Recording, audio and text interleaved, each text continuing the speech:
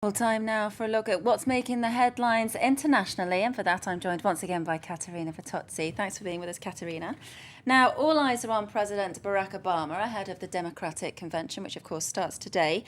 Some private details of the president are being made public, I believe. Absolutely. This is on the front page of the International Herald Tribune, but they're for once, Louise, private details that I think the president wants to be made public. Makes a change. Indeed.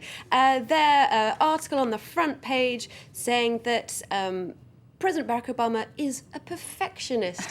He is, I quote, a really good chili. He makes a really mean chili, apparently. These are little details that have been sort of coming out in the press, as you say, ahead of that Democratic convention this week, aimed probably at trying to make the president seem a little bit more of a well-rounded character, particularly in contrast to his opponent Mitt Romney, who has been sort of attacked somewhat in the press for seeming a little bit wooden, something that you couldn't say of President Barack Obama, who apparently has impressive musical pitch and is also a very good pool player. Really? I know. I think I'd have him at a party, that's for sure, especially if he makes a mean chili.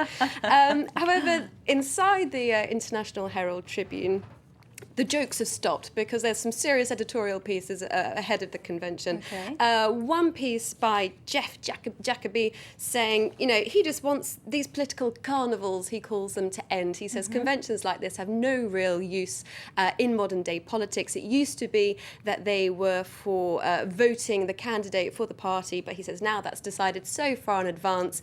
These conventions are just hype and hoopla. They're a waste of $136 million and they're a bit of a political dinosaur, he says.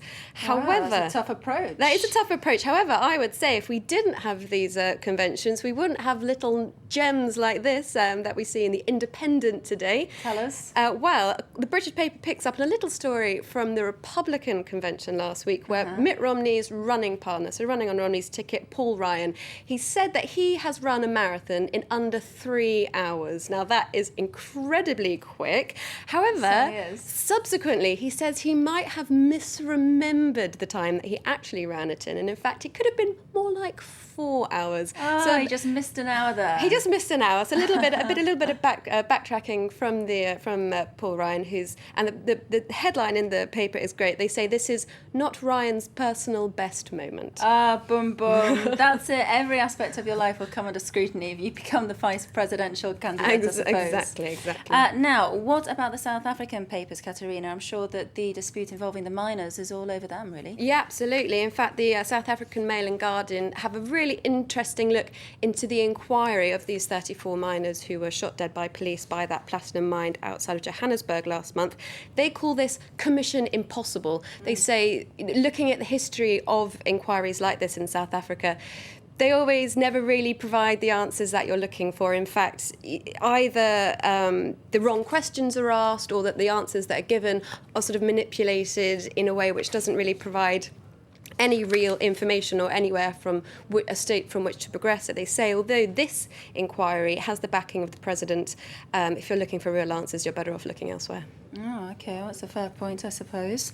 Now, what about US Secretary of State Hillary Clinton? She's heading off to China. Yes, she is heading off to China, but the papers there are focusing a little bit more on their own leadership, in fact.